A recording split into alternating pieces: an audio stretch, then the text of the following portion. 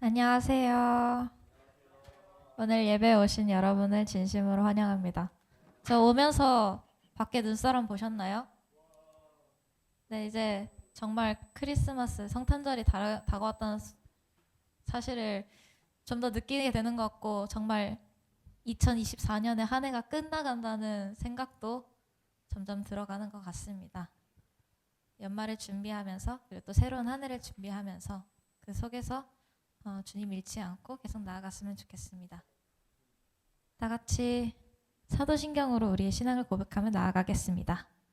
전능하사 천지를 만드신 하나님 아버지를 내가 믿사오며 그를 우리 주 예수 그리스도를 믿사오니 이는 성령으로 잉태하사 동정녀 마리에게 나시고 본디오 빌라도에게 고난을 받으사 십자가에 못 박혀 죽으시고 장사한 지 사흘 만에 죽은 자 가운데서 다시 살아나시며 하늘에 오르사 전능하신 하나님 우편에 앉아 계시다가 저리로서 산자와 죽은 자를 심판하러 오시리라.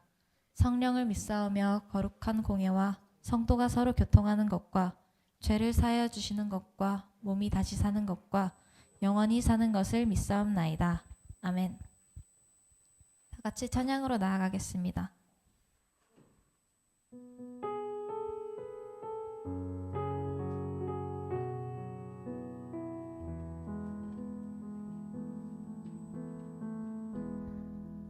따스한 성령님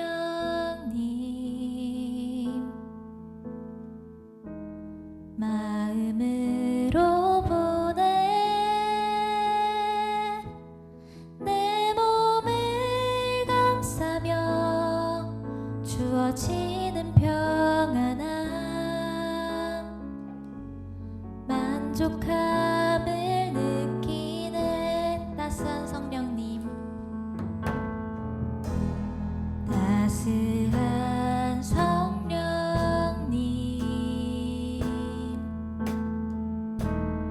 마음으로 보내 내 몸을 감싸며 주어지는 평안함 만족함을 느끼네 부르신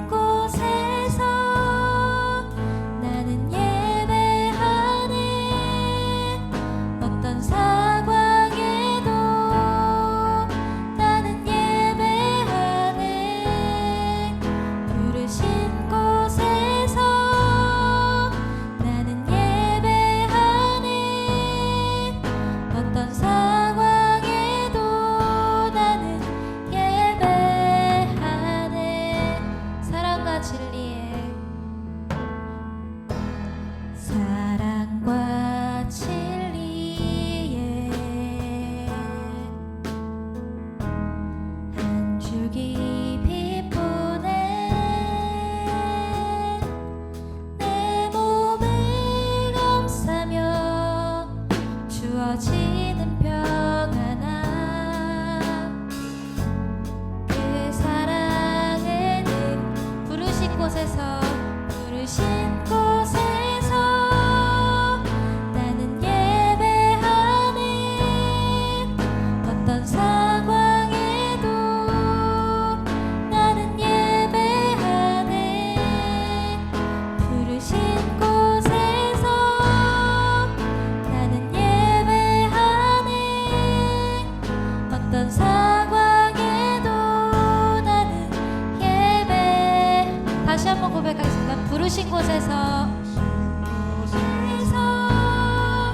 나는 예배하네 어떤 상황에도 나는 예배하네 부르신 곳에서 나는 예배하네 어떤 상황에도 나는 예배하네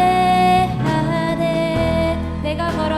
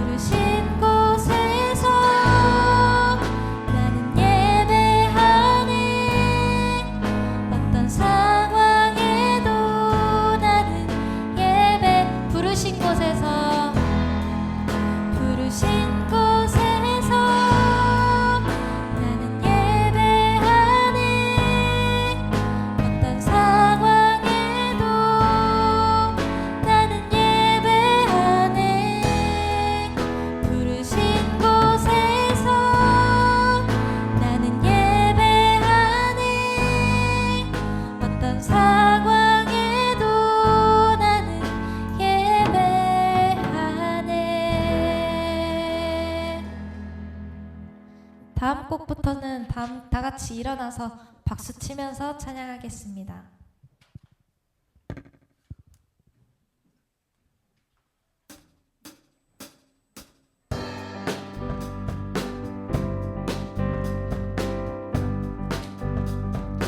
예수 열방의 소망, 예수 열방의 소망, 예수 우리의 위로자, 주는 온 땅의 영원한 소망, 예수 어둠 속의 빛, 예수 변함없는 진리, 주는 온 땅의 빛이 되시네. 우리 위에 죽으시고 다시 사신 생명의 주, 주님만이 소망이요, 주님만이 소망이요, 변함없는 반석이라, 주님만이 온 세상을 비추시네. 또 죽음에서 부활하신 우리 구주, 평강의 왕, 주를 믿는 모든 자의 소망 되신,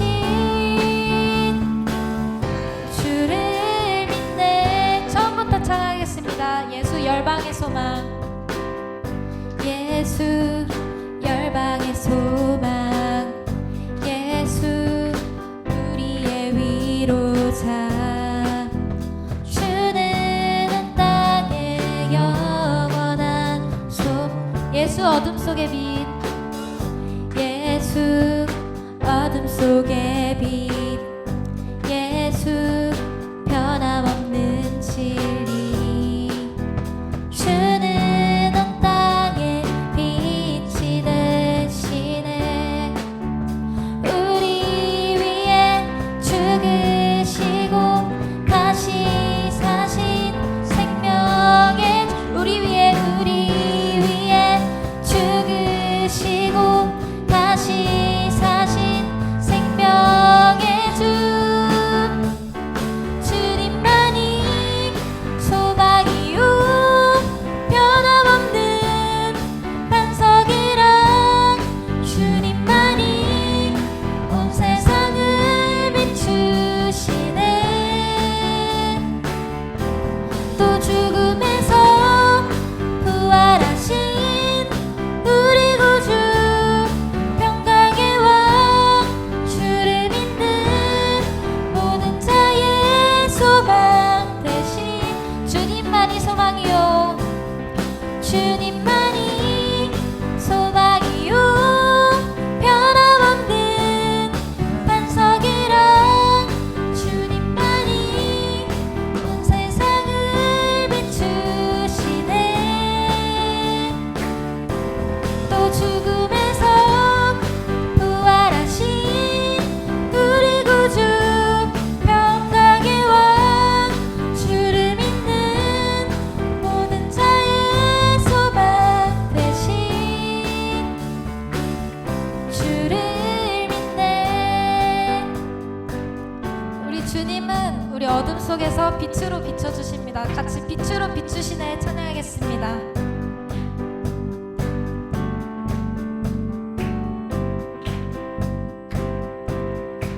주의 선하심과 진실함을 담기 원해. 그의 빛으로 나갈 때 그 성품 닮아가네. 빛을 닮아갈 때 주가 주신 자유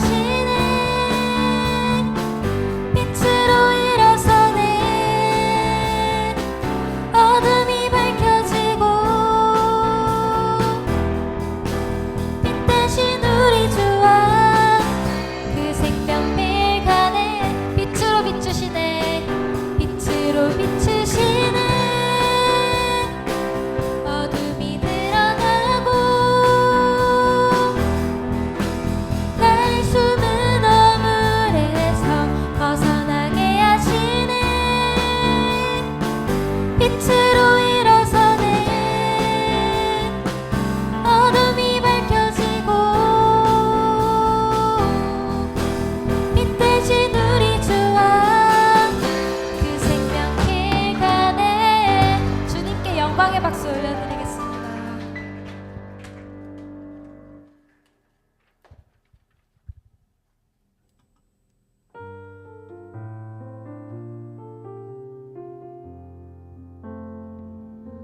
보소서 주님,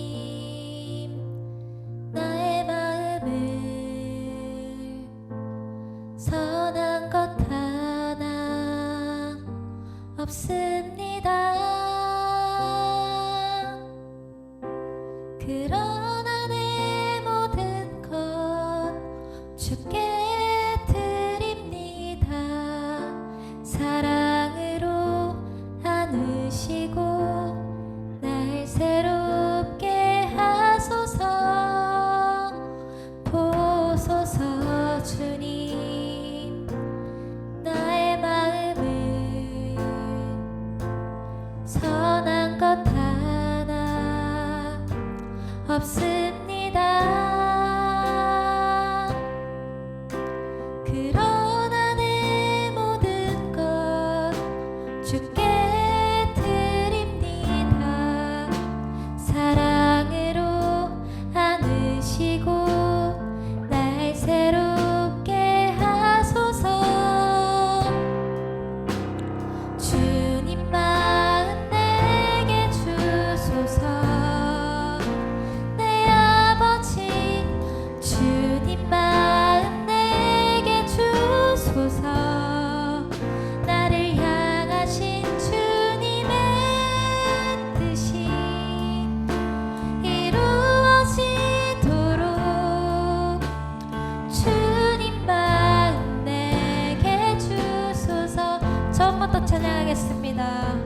보소서 주님, 나의 마음을 선한 것 하나 없습니다.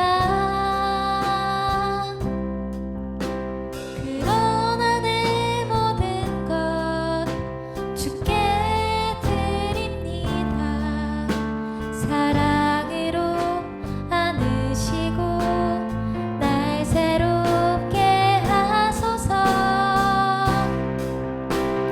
주님 마음 내게 주소서. 내 아버지 주님 마음 내게 주소서. 나를 향하신 주님의 뜻이 이루어지도록 주님 마음 내게 주소서. 주님 마음 내게 주소서. 주님 마음 내게 주소서. 내 아버지 주님 마음 내게 주소서. 나를 향하신 주님의 뜻이 이루어지도록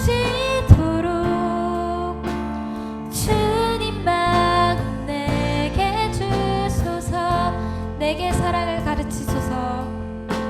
내게 사랑을 가르치소서. 당신의 마음으로 용서하게 하소서. 주의 성령 내게 채우서 주의 길 가게 하소서. 주님, 당신 마음 주소서. 주의 성령 내게 채우서 주의 길 가게 하소서. 주님, 당신 마음 주소서. 주님 마음 내게 주소서. 내 아버지 주님 마음 내게 주소서.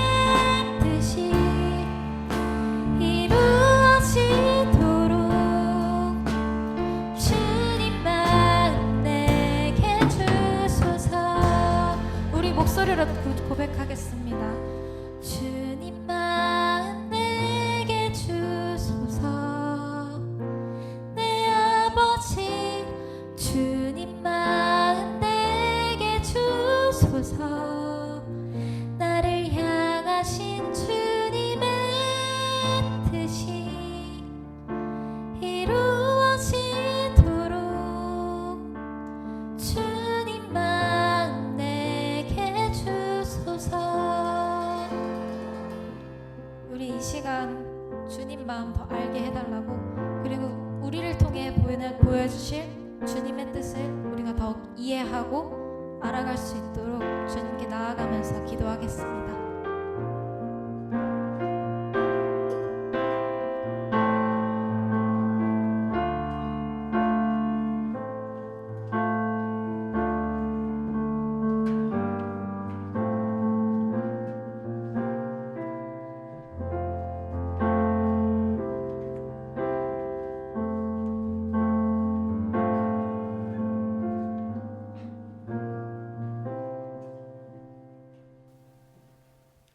하나님 아버지, 요즘 날씨가 많이 추워진 만큼 감기 환자도 늘고 있는데 저희 청소년부가 아프지 않고 항상 건강할 수 있게 해주세요. 그리고 이번 한 주 동안 저희 스스로 내가 지난 한 주를 어떻게 보내왔는지 되돌아보며 잘못한 것이 있다면 회개할 수 있도록 도와주시고 하나님께 한 걸음 더 나아갈 수 있게 용기를 주세요. 감사드리며 예수님의 이름으로 기도드렸습니다.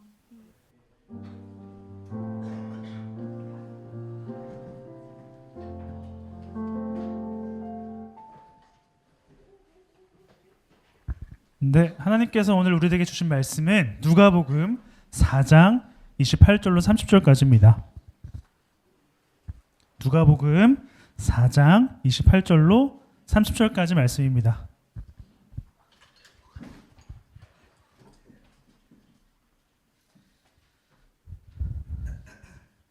누가복음 4장 28절로 30절까지의 말씀입니다. 우리 한 목소리로 읽어보도록 하겠습니다. 함께 읽습니다.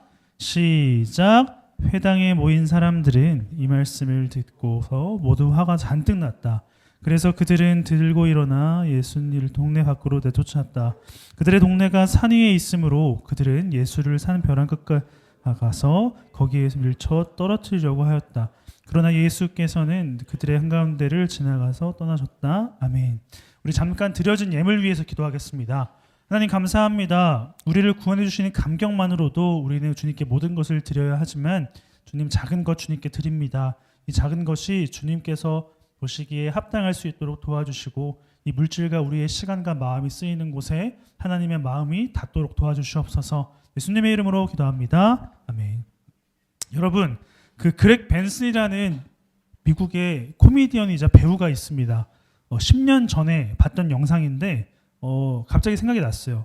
그렉 벤슨이라는 사람이 뒤에 있는 맥도날드 있죠. 맥도날드에 가서 광고에 나오는 햄버거의 모습과 실제로 구입해서 먹는 햄버거의 모습이 어떻게 다르고 똑같은지를 한번 비교해 보려고 했습니다. 맥도날드 하면 어떤 게 제일 유명하죠? 빅맥입니다. 빅맥이에요. 자, 그렉 벤슨이 어떤 한 동네에 있는 맥도날드에 가서 빅맥 하나 주세요라고 하니까 오른쪽에 있는 걸 준 거예요. 네. 광고에서는 이렇게 나오는데 오른쪽에 있는 모습으로 줬습니다. 그래서 그렉 벤슨은 참지 않죠. 직원에게 갑니다. 가서 이 그림과 내가 받은 햄버거는 다릅니다 라고 하니까 직원이 당황하면서 오케이 하면서 다시 해줄게 라고 했는데 다시 받은 겁니다. 네.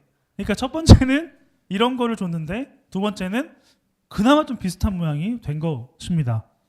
여러분, 그 광고, 그러니까 내가 생각하고 상상하고 그리고 뭔가 이렇게 기대했던 것과 실제로 받은 것, 실제로 보고 경험한 것은 다른 경우가 많이 있어요. 지금 여러분 앞에 있는 전도사님을 여러분들은 전혀 모르는 상태예요. 근데 전도사님이 새로 청소년부에 온다고 했어요. 그리고 나서 그 전도사님의 전에 있던, 예를 들어서 전에 있던 전도사님이 다음 주에는 이런 분이 이제 설교하러 올 겁니다 라고 해요. 근데 실제로 왔어. 근데 이런 모습이야. 지금 이 모습과 20살 때 이 모습과 지금의 모습이 굉장히 많이 다르지 않지만 20kg 넘게 차이가 나긴 해요. 어쨌든 이 모습과 이런 전도사님이 올 거야라고 했는데 지금 내가 딱 왔어 이러면서 심하시네. 어쨌든 이것도 약간 허위 광고가 될 수도 있을 것 같지 않나요? 이런 것처럼 우리가 기대하고 생각하고 예상했던 모습과는 다른 것이 우리 앞에 놓여져 있을 때 우리는 어떤 반응을 해야 할까? 아까 그렉 벤슨이 했던 것처럼 사진과 많이 다른데요? 사진과 똑같이 해주세요 라고 하면 한 1년만 있다가 다시 와야 돼요. 20kg를 빼야 되니까. 어쨌든 그런 것처럼 우리의 기대와 바람과 그리고 뭔가 예상했던 것과는 달랐을 때, 그럴 때 우리는 어떤 모습을 보이고 있고 어떻게 해야 할까라는 것을 오늘 말씀을 통해서 한번 살펴보기를 원합니다. 여러분들이 상상하고 예상하는 예수님은 어떤 분인가요? 일단 이렇게 질문을 하고 시작하도록 하겠습니다. 자, 우리는 계속해서 예수님은 누구인가에 대한 질문을 계속 던지고 있고요. 우리는 지지난주까지 10번씩이나 예수님을 정의했습니다. 오늘은 11번째, 예수님은 11번째, 어떻게 정의 내릴 수 있을까에 대한 질문을 우리가 하면 좋을 것 같습니다. 예수님이 이제 본격적으로 자신의 사역을 시작하십니다. 늠름한 뒷모습 보세요. 이제 하나님의 아들로서 기적을 베푸시고 여러 가지 일들을 하시려고 합니다. 자, 오늘 읽지 못했지만 누가복음 4장 14절과 15절의 말씀을 한번 읽어보도록 할게요. 예수님은 어떠한 분위기였냐? 예수님이 그때 사역할 때 어떠한 분위기였는지 한번 봅시다. 14절과 15절 시작. 예수의 소문이 사방의 지역에 두루 퍼졌다. 그는 유대 사람의 여러 회당에서 가르치셨으며 모든 사람에게 영광을 받으셨다. 자, 그 당시 분위기. 예수님이 공생애를 시작하시면서 요한에게 세례를 받고 그리고 시험을 받으시고 제자들을 조금 모으시면서 예수님은 기적을 베푸시고 병도 고쳐주시고 말씀을 전하시니까 15절에서 보는 것과 같이 많은 사람들이 영광스럽게 대해주고 칭찬하고 막 열광했다라고 해요. 예수님은 이러한 분위기 속에서 사역을 시작하셨어요. 그런데 예수님이 이제 고향에 들어가십니다. 자신의 고향으로 들어가서 똑같은 일을 해보시려고 해요. 근데 어떤 상황인지 한번 우리 16절부터 19절의 말씀을 한번 읽어보도록 하겠습니다. 여러분 성경책을 보시고 다 같이 16절부터 19절입니다. 시작.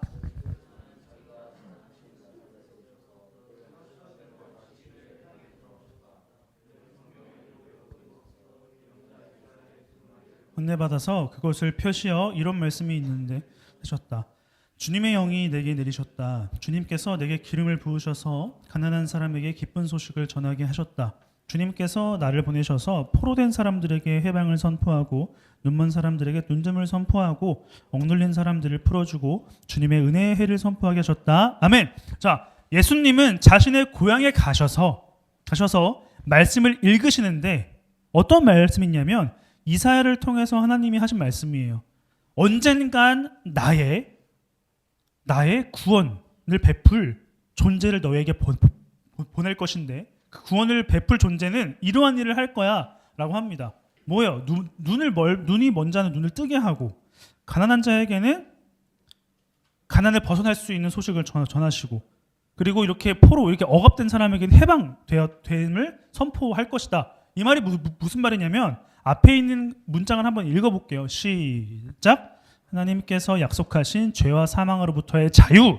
자, 하나님이 없이 살아가는 사람들은 죄와 사망의 권세에 이렇게 둘러싸일 수밖에 없고 자유롭지 못한 삶인 거예요. 계속 불안해하고 어려워지고 이러한 삶을 살아가는 사람에게 해방을 시켜줄 거다라고 하나님이 약속을 하셨어요. 그리고 예수님은 자신이 사역을 시작하시면서 고향에 가서 자, 이런 말씀이 있어 라고 말씀하신 것 자체는 어떠한 뜻을 의미하냐면 내가 이것을 이룰 사람이야 라고 이야기를 하는 것입니다. 자, 우리 21절의 말씀을 한번 볼게요. 21절 다 같이 여러분 성경을 보시고 21절입니다. 시작.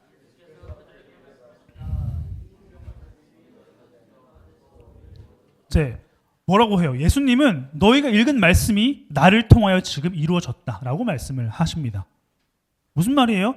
내가 하나님이 약속한 사람이다. 이사야를 통해 이야기한 죄와 사망으로부터의 자유를 내가 해줄 사람이다라고 당당하게 말씀을 하십니다.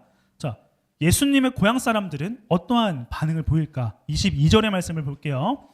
다 같이 시작. 감탄하고 그의 입에서 나오는 그 은혜로 말씀에 놀라서 이 사람은 요셉의 아들이 아닌가 하고 말하였다. 아멘. 고향 사람들, 그러니까 누가 봐도 어렸을 때부터 봤던 예수예요. 꼬맹이 예수, 언제 이렇게 컸어? 라는 식인 거죠. 예수님이 말씀하신 것은 이 고향 사람들, 예수님을 아기 때 봤던 사람들에게 굉장히 놀란 거였어. 야, 저기 옆 단지 사는 요셉의 아들이잖아, 쟤. 근데 왜 이런 말을 해? 되게 신기하네. 놀란 거예요. 네. 그러니까 자신의 고향에서는 이러한 말을 할 수 있는 실력의 사람이 나타날 수 없다. 더 깊이 들어가면 내가 알고 있던 꼬마 청년 예수는 이러한 사람이 아니었는데 그냥 조용하고 차분하고 엄마 아빠 말 잘 듣는 그냥 청소년이었는데 언제 이렇게 컸어? 누구한테 들은 거야? 라고 되게 놀라는 겁니다. 네. 그런 거예요. 그러니까 그런 거죠. 겸이가 8시에 올 사람이 아닌데 8시에 왔네? 에? 겸이가? 쟤 김겸 아니야? 맨날 늦게 오는? 이러한 개념이라는 겁니다. 그래서 이러한 개념이에요. 그러니까 예수님의 발언과 모습은 고향 사람들이 보기에는 굉장히 놀랐던 거예요. 이런 사람이었다고? 되게 신기하네. 근데 비슷한 반응을 보인 사람이 있어요. 바로 나다나엘이라는 사람인데 우리 요한복음을 펴볼게요. 요한복음 1장입니다. 요한복음을 보면 예수님이 제자를 부르시는 장면이 있어요. 빌립을 먼저 부르시는데 그 빌립이 자신의 친구 나다나엘에게 가서 예수님에 대해서 이야기하는 겁니다. 자, 요한복음 1장 43절부터 46절까지를 한번 읽어볼게요. 천천히 다 같이 시작. 다음 날 예수께서 갈릴리로 떠나려고 하셨다. 그때 빌립을 만나서 말씀하셨다. 나를 따라오너라. 빌립은 베세다 출신으로 안드레와 베드로와 한 고향의 사람이었다. 빌립이 나다나엘을 만나서 말하였다. 모세가 율법책을 기록하고 있고 또 예언자를 기록한 이 분을 우리가 만났습니다. 그분은 나사렛 출신으로 요셉의 아들 예수입니다. 나다나엘이 그에게 말하였다. 나사렛에서 무슨 선한 것이 나올 수 있겠소? 빌립이 그에게 말하였다. 와서 보시오. 자, 빌립이라는 사람은 예수님을 따라갔던 제자인데 근데 예수님에 대해서 굉장히 놀란 사람이에요. 대박이다. 이 예수가 우리가 그동안 알고 있었던 성경에서 말하는 예언자, 메시아, 이러한 존재구나 라고 이야기를 했는데 나다나엘은 갑자기 이 얘기를 듣고 예수? 나사렛 출신? 나사렛에서 무슨 선한 것이 나겠어. 나사렛에서 무슨 이런 위대한 사람이 나올 수 있겠어 라고 지금 비꼬는 거예요. 편견이죠. 나사렛이라는 동네 그리고 요셉의 아들 그냥 착하고 그냥 조용했던 순진했던 청년인데 자 이거를 좀 메시지 버전으로 한번 45절과 46절을 읽어볼게요. 다 같이 앞을 보시고 시작. 나다나엘을 만나 이렇게 말하였다. 모세가 율법에 기록하고 예언자들이 전해준 그분을 우리가 만났습니다. 그분은 요셉의 아들 예수라는 분인데 나사렛에서 오셨어요. 나다나엘이 말했다. 나사렛이라고요? 설마 농담이겠죠. 그러니까 유대인들이 생각하고 있었던 메시아, 우리를 구원해 줄 사람, 아까 이사야서를 예수님이 읽으셨던 것처럼 구원을 선포하시고 자유를 주실 메시아는 그들에게 있어서 이러한 존재였어요. 네, 이러한 존재였던 거예요. 근데 그들이 기다리고 바라고 기대했던 메시아가 이러한 모습이었는데 근데 나사렛 갈릴리 출신이라는 굉장히 작은 조그마한 동네의 출신 예수가 메시아래. 딱 이 예수를 봤을 때 유대인들을 비롯한 나다나엘도 그렇고 고향 사람들은 이렇게 생각한 거예요. 네. 원래 생각했던 메시아는 이런 모습인데 근데 그들이 마주한 예수의 모습은 이런 겁니다. 이 사람이 우리를 구원해 준다고? 설마 농담이겠지. 이렇게 이야기하고 있는 게 바로 나다나엘을 비롯해서 갈릴리 사람들, 고향 사람들의 반응이라고 할 수가 있습니다. 자, 예수님을 이렇게 작게 오해했던 사람이 또 있었어요. 누구일까요? 바로 가룟 유다입니다. 가룟 유다 누구예요? 예수님을 배신한 사람이죠. 근데 유다라는 이름의 뜻은 뭐냐면 바로 여호와를 찬송하는 자입니다. 당시에 유다라는 이름은 흔했어요. 유대인들 사이에서는. 네, 왜냐하면 유다라는 이름의 뜻을 가지고 있는 게 바로 하나님을 믿는 사람으로서의 최고의 가치였기 때문이죠. 교회 다니는 사람의 이름 여러분들은 잘 없는데 뭐 요셉이 또 누가 있어? 한나, 이런 사람들처럼 뭔가 하나님을 믿는 사람으로서 전형적인 이름이라는 겁니다. 자, 가룟 유다는 예수님을 배신해서 나쁜 사람 같지만 사실은 굉장히 하나님을 잘 믿는 사람이었어요. 하나님을 위해 열심을 가지고 있는 사람이었죠. 근데 가룟 유다가 봤을 때 예수님은 바로 이러한 모습이었어요. 유대인들이 상상했던 와, 우리의 메시아가 이러한 존재인데 언제 올까? 하나님의 아들 예수가 우리의 스승이야. 근데 점점 가면 갈수록 사람들에게 외면받고 사람들에게 욕을 먹고 사람들에게 이렇게 소외받는 모습을 보면서 가룟 유다는 굉장히 실망하기 시작했어요. 하나님을 위해 살아갔던 난데 메시아를 그렇게 기다렸던 우리인데 아니 스스로 메시아라고 하는 사람이 왜 이렇게 초라해 보여? 이건 맞지 않는다. 그래서 가룟 유다는 하나님을 위해서 무엇을 했냐면 예수를 팔아 넘겼어요. 내가 생각하고 내가 예상했던 내가 기대했던 메시아의 모습과는 달랐어요. 그래서 가룟 유다는 하나님을 위해서 이 거짓 선지자 같은 예수를 팔았던 겁니다. 유대인들의 기대와 달랐던 예수님이었어요. 우리 다시 본문으로 돌아와서 누가복음 4장을 한번 펴볼게요. 다시 본문으로 돌아와서 4장 24절부터 27절의 말씀을 한번 읽어보도록 하겠습니다. 자, 어떠한 상황이냐면 예수님이 자신이 하나님으로부터 오는 자유와 구원을 베풀 존재다라고 말을 했어요. 그랬더니 고향 사람들은 요셉의 아들 아니야? 어떻게 저런 말을 하지? 이상하네?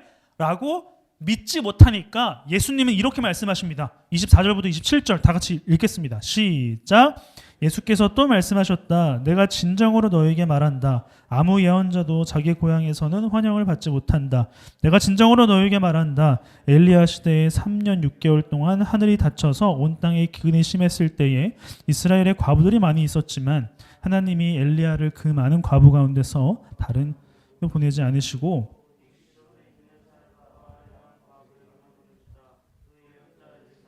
이스라엘에 명자가 많아 있었지만 그들 가운데서 아무도 고침을 받지 못하고 오직 시리아 사람 나아만만이 고침을 받았다. 아멘. 예수님은 뭐라고 하시냐면 야,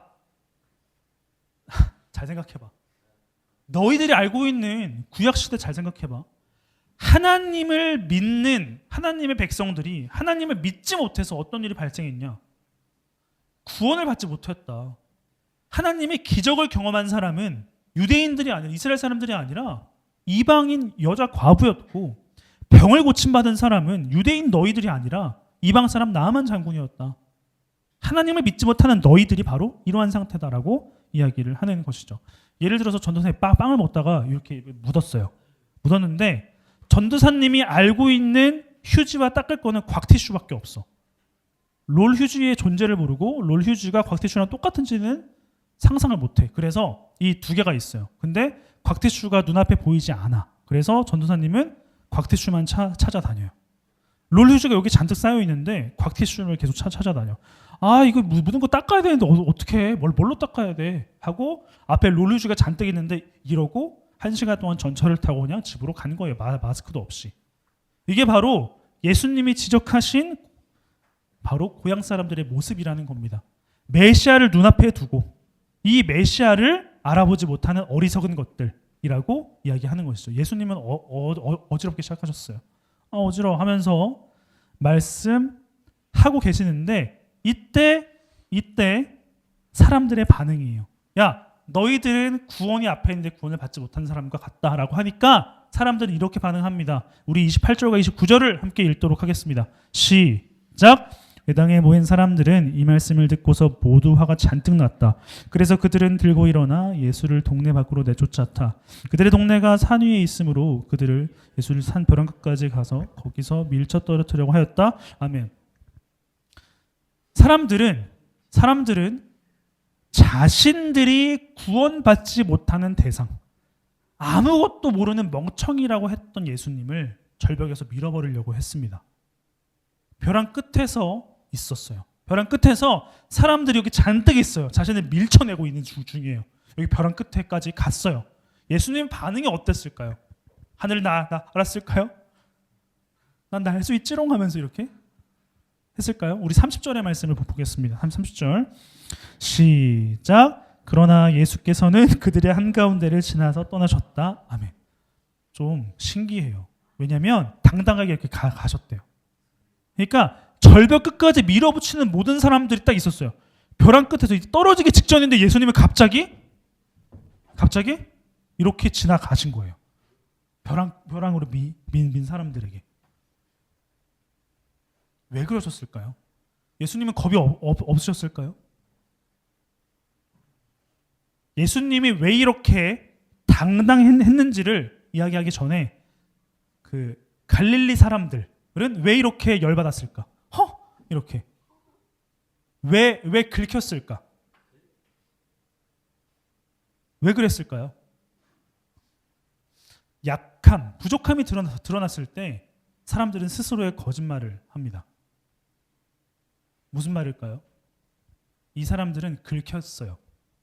자신들의 약점과 자신들의 부족함이 드러나는 시간이었기 때문에 긁혔어요. 그 부족함과 연약함을 인정하는 것이 아니라 나 아닌데? 나 그런 사람 절대 아닌데? 하면서 스스로에게 거짓말을 한 거예요. 야, 너 교회 제대로 나와. 교회 제대로 오고 늦지 마. 너 교회 다니는 거 맞아? 나 교회 다녀. 하나님 믿어. 근데 제대로 하지 못한 사람들은 화를 내죠. 나 교회 나간다니까. 이렇게.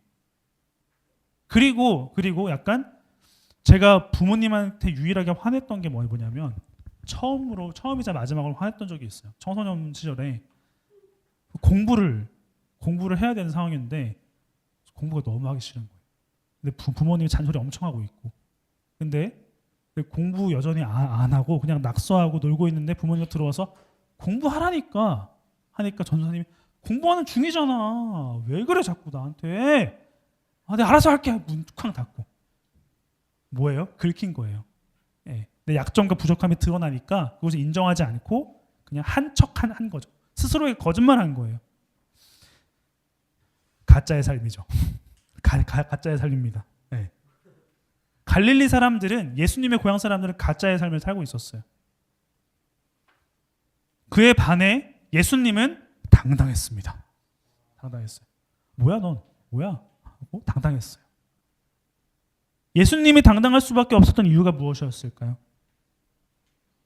우리 요한일서의 말씀을 한번 앞을 보고 볼게요. 요한일서 4장 18절입니다. 시작. 사랑이 있는 곳에는 두려움이 없었습니다. 왜냐하면 완전한 사랑이 두려움을 내어 쫓기 때문입니다. 사람을 두렵게 만드는 것은 벌을 받을지도 모른다는 마음 때문입니다.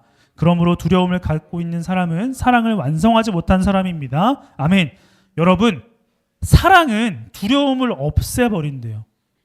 두려운 마음을 가질 수 없는 것은, 두려운 마음을 가질 수밖에 없는 것은 내가 벌을 받을 두려움 때문이라는 겁니다. 벌이 뭐예요? 벌이 뭐예요? 내가 생각하고 예상한 것을 받지 못하는 겁니다. 마이너스가 되는 것이 아니라 아무것도 없는 내가 무엇인가를 받지 못한다라고 생각을 할 때 두려운 마음이 생겨요. 이게 벌이라고 생각을 합니다. 근데 사랑에는 두려움이 없대요. 예수님이 당당하실 수밖에 없었던 이유는 사랑을 가지고 있었기 때문입니다. 그 사랑이 무엇이었을까요? 우리 요한일서 4장 15절의 말씀을 보겠습니다. 시작. 믿어요 라고 얘기하면 하나님께서는 그 사람 안에 거하시고 그는 하나님 안에 살게 됩니다. 아멘. 여러분, 사랑이라는 것은 이 말입니다. 요한일서는 사랑을 이야기하고 있는 성경인데 요한이 이야기해요. 누구든지 나는 하나님을 믿고 예수를 믿습니다라고 고백하는 사람에게는 하나님이 그 안에 있고 너희가 하나님 안에 있을 것이다. 무슨 말이냐면 내가 어떠한 사람인지 알고 하나님이 어떠한 존재인지를 아는 사람이 된다면 너희들에게는 사랑이 있을 것이고 그 사랑이 두려움을 없앨 것이다 라고 이야기합니다. 근데 사랑을 다른 말로 표현하는 게 요한 2서의 말씀이에요. 요한 1서 다음이 요한 2서입니다. 요한 2서 6절의 말씀을 한번 볼게요. 앞을 보시고 시작. 다름이 아니라 하나님의 계명을 따라 사는 것입니다. 계명은 다름이 아니라 여러분이 처음부터 들은 대로 사랑 안에서 살아가야 한다는 것입니다. 아멘. 여러분, 사랑은 하나님의 계명을 따라 사는 것. 근데 계명은 사랑 안에서 사는 것. 좀 정리해 보면 사랑은 두려움을 없애주는 힘인데 사랑은 계명을 지키는 것이고 계명은 사랑 안에서 사는 것입니다. 좀 어렵죠. 이 식을 쉽게 이야기해 보면 결국 하나님이 누구인지 알고 내가 누구인지 아는 사람의 삶은 계명을 지키는 삶인 것이고 사랑을 가지고 있는 삶인 것입니다. 그러니까 내가 뭐 사랑을 베풀고 사랑을 가지고 살아간다라고 힘쓰는 것도 아니고 그리고 뭐 말씀을 따라 살아가려고 애쓰는 게 아니라 내가 하나님이 누구인지를 알고 내가 누구인지를 아는 사람의 삶 자체가 사랑을 품고 있는 삶이고 계명을 지키는 삶이라는 것입니다. 여러분들은 그래서 한 가지만 하면 돼요. 하나님이 누구인지를 아는 것. 이것이 여러분들에게 사랑을 키워주는 것이고 예수님처럼 당당함을 가지고 있을 수 있는 힘이 되는 것입니다. 예수님이 당당하실 수밖에 없는 이유는 여기서 왔어요. 예수님도 두려움을 가지고 있는 사람이었어요. 왜요? 십자가에 박히시기 전에 예수님이 기도하십니다. 아버지, 이 잔을 옮길 수 있다면 나에게서 옮겨주세요. 눈물이 피가 될 때까지 기도하신 분이 예수님이에요. 두려움 때문에. 제자들에게 야 너희들 나를 위해서 기도해달라 제발. 이렇게 두려움에 사로잡혔던 분도 예수님이에요. 근데 예수님은 자신이 절벽으로 떨어질까 봐 위기에 있는 상황에서 당당하게 그 사람들 사이를 걸어가실 수 있었던 이유가 바로 여기에 있습니다. 한번 읽어볼게요. 밑에 있는 것만 시작. 하나님이 누구인지 자신이 누구인지 알고 있는 것에서 나오는 힘. 이것이 당당함입니다. 이것이 당당함이에요. 예수님에 대해서 오늘 11번째로 한번 정의를 내려보도록 하죠. 우리 11번째 내용을 한번 읽어볼게요. 다 같이 시작. 우리에게 담대함을 주시는 분. 다시 한번 크게 시작. 우리에게 담대함을 주시는 분. 바로 예수님이 이러한 분입니다. 여러분에게 담대함이 있다면 담대함을 주시는 예수님을 여러분들이 믿고 있다면 이렇게 될 거예요. 한번 읽어볼게요. 앞을 보시고 시작. 당당함은 상대를 당황시키고 자신에게는 두려움이 사라지게 하고 주눅들지 않아 머뭇거리지 않게 한다. 이것이 바로 예수님이 우리에게 주는 담대함입니다. 우리에게 준 담대함이에요. 하나님, 나는 하나님이 필요한 존재입니다 라고 인정하는 순간 우리는 어떻게 되냐면 우리를 주눅들게 하고 넘어지게 하고 뒤처져 있는 것처럼 보이게 하는 세상의 가치 앞에 서 있을 때에 주눅들지 않고 두려워하지 않고 당당하게 나의 페이스대로 예수님이 우리를 이끌어 가시는 대로 그 사실을 알고 이렇게 쭉 갈 수 있는 힘을 가지게 된다라는 것입니다. 근데 우리는 계속해서 하나님을 바라보지 못하고 하나님을 우선순위로 두지 못하는 이유는 여기에 있어요. 한번 길지만 읽어볼게요. 시작. 우리의 기대는 세상의 가치로부터 만들어진 것인지 점검해 봐야 한다. 왜냐하면 출전은 무의식적으로 하나님이 우리의 기대와 다른 모습으로 존재한다는 것을 인식하는 것이기 때문이다. 말이 좀 어렵지만 우리가 우상을 만들고 하나님을 믿지 못하는 이유는 우리의 기대와 생각과 다른 하나님이기 때문에 우상이 생기는 것이고 우상을 만들어내는 것입니다. 하나님이 아닌 다른 존재를 우리가 믿을 수밖에 없고 하나님이 아닌 다른 존재를 의지할 수밖에 없는 이유는 우리의 기대와 하나님의 기대가 다르기 때문이에요. 우리의 기대는 무엇입니까? 성공과 편안함입니다. 하나님의 기대는 무엇입니까? 우리를 성장시키는 것, 고난을 통해서.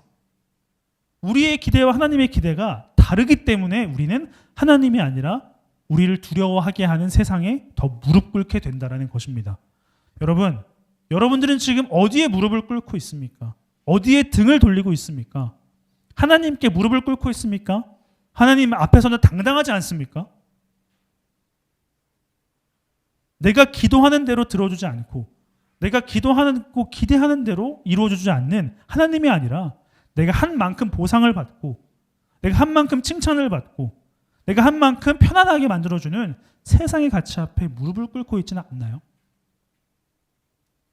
세상에 등 돌린 것이 아니라 하나님께 등을 돌리고 세상을 바라보면서 하나님은 가끔 계시는구나라고 느끼는 정도로 우리는 하나님을 판단하고 있지 않은지를 우리는 생각해 봐야 합니다. 여러분, 여러분에게 필요한 것은 당당함, 담대함입니다. 누가 뭐라고 했을 때 뭐 이렇게 따지는 당당함이 아니라 세상의 가치 앞에 세상의 가치를 따라가지 않고 넘어지지 않는 당당함이 필요합니다. 왜요? 나를 만들어 가시는 분, 나를 이끌어 가시고 나를 가치 있게 하는 분은 바로 하나님이기 때문이죠. 이 하나님을 우리가 믿지 못한다면, 의지하지 못한다면 우리는 세상 앞에 무릎을 꿇을 수밖에 없고 주눅들 수밖에 없습니다. 하나님께서 주시는 담대함, 예수님의 모습을 통해 여러분들 벼랑 끝으로 몰더라도 그 벼랑 끝으로 모는 것을 두려워하지 마시고 오히려 그 벼랑 끝으로 몰아가는 세상의 가치를 담대하게 헤쳐나가셔서 여러분들을 만들어 가실 하나님을 기대하셨으면 좋겠습니다. 그러한 하나님이 여러분들을 지금도 만지고 계시고 다듬어 가고 계십니다. 그 손길을 경험하고 느껴서 어제보다 오늘 더, 이제 연말이 다가오는데 올해보다 내년이 더 여러분들을 성장할 수 있는 그러한 시간이 되었으면 좋겠습니다. 예수님의 당당함이 여러분들의 당당함이 되기를 간절히 소망해 봅니다. 기도하겠습니다. 하나님 감사합니다. 예수님의 모습을 통하여 우리가 가져야 하는 당당함을 우리는 배웠습니다. 세상의 가치와 세상의 거대함에 우리는 무릎을 꿇지만 그런 것이 아니라 오히려 우리를 만들어 가시고 우리를 다듬어 가실 하나님을 바라보고 하나님께 무릎을 꿇고 당당하게 세상을 걸어나갈 수 있도록 도와주시옵소서. 우리를 넘어지게 하고 흔들리게 하는 세상의 가치가 우리를 어떻게 할 수 없다라는 사실을 우리는 잊지 않을 수 있도록 도와주시옵소서. 모든 것이 주님께 있음을 고백하옵고 예수님의 이름으로 기도합니다. 아멘. 네, 서로에게 한번 격려와 응원의 박수 한번 쳐줍시다. 당당합시다. 파이팅. 네, 우리 공동체 소식 부장님 나오셔서 전해주시겠습니다. 박수.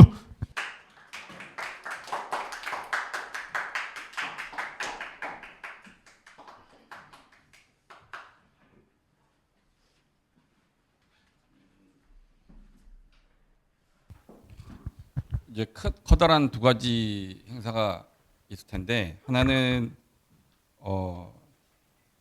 25일 날 저희가 이제 성탄 절이잖아요. 그래서 성탄 발표회를 합니다. 저희 올해도. 그래서 그거를 준비해야 되는데 가능하면 모든 사람들이 올해는 다 참석을 해서 참여를 해서 성탄 발표를 할 겁니다. 그래서 오늘 끝나고 나서 이거 하고 공동체 소식 끝나고 나서 아마 어떻게 진행이 될지 그거에 대해서는 말씀을 드릴까요 따로. 두 번째는 여기에 지금 나와 있지는 않지만 여러분들이 아시는 대로 내년도 1월 10일부터죠. 10일부터 12일까지 수련회가 있습니다. 겨울 수련회가 있는데 역시 모든 친구들 다 참석을 해서 수련회 참석을 했으면 좋겠어요. 그리고 아까 전 선생님 여러 가지 말씀하셨지만 그 세상의 가치라는 것들 있잖아요. 뭐 학원이라든가 또는 편함이라든가 또는 주변에 뭐 그런 것들 그리고 시간이 모자란 것들 이런 것들을 좀 떨쳐버리고 하나님 앞에서 좀 더 당당하게 되는 수련회를 통해서 당당하게 되는 그런 친구들이 되었으면 좋겠습니다. 그래서 그 미리미리 좀 그 수련회 간다는 거 부모님한테 말씀드리고 선생님들도 부모님한테 말씀드리고 하겠지만 여러분들이 부모님한테 가고 싶다, 가야 되겠다, 꼭 간다라고 말씀하셔서 같이 갔으면 좋겠습니다. 그리고 마지막으로 그 청소년부 요 공간을 그 매주 이제 저희가 청소를 하고 있죠. 그래서 오늘은 그 중2 송명훈 선생님 반, 그다음에 중1 그죠? 뭔가 잘못 났죠? 그다음에 그 차원 선생님 반 같이 해서 이렇게 깨끗하게 좀 청소를 했으면 좋겠습니다. 네. 감사합니다. 네, 오늘 그 성탄절 발표회가 22일 주일 날 있어요. 그래서 여러분 교회 나온 김에 율동하고 율동한 김에 또 예배 드리고 가면 돼요. 오케이? 알겠습니다. 자, 오늘 이따가 진행을 해 주실 거고요. 오늘은 그 반별로 잠깐 간단하게 모인 다음에 모임을 그 준비를 할 건데 송명훈 쌤네 반 손 들어봐요. 송명훈 쌤 반. 송명훈 쌤 반은 오늘 누가 맡죠? 누가 맡을까요? 잠깐 만나는 거. 누가 맡으면 좋을까요? 네, 우리 부장님께서 함께 해주실 거고. 좋은 거 맞지? 그리고 고3 손 들어봐요. 고3 우리 수능 끝나고 왔는데 박수 한번 쳐주십시다. 화이팅 화이팅. 아, 수고했습니다. 우리 고3반은 전도사님과 만나겠습니다. 좋죠? 좋은 거라고 생각합니다. 네, 그렇습니다. 자, 우리 마음 모아서 함께 일어나서 결단 찬양 부르시고 우리 주기도문으로 예배 마치도록 하겠습니다. 함께 찬양하겠습니다. 보소서 주님, 나의 마음은 선한 것 하나 없습니다. 그러나 내 모든 것 주께 드립니다. 사랑으로 안으시고 날 새롭게 하소서. 주님 마음 내게 주소서. 주님 마음 내게 주소서. 내 아버지 주님 마음 내게 주소서. 나를 향하신 주님의 뜻이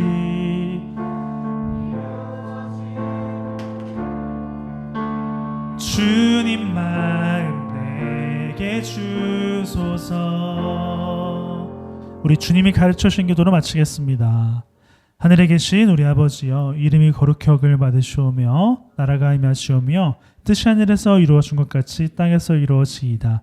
오늘 우리에게 일용할 양식을 주시옵고 우리가 우리에게 죄진 자를 사하여 준 것 같이 우리 죄를 사하여 주옵시고 우리를 시험에 들게 하지 마시옵고 다만 악에서 구하시옵소서. 나라와 권세와 영광이 아버지께 영원히 싸움나이다. 아멘.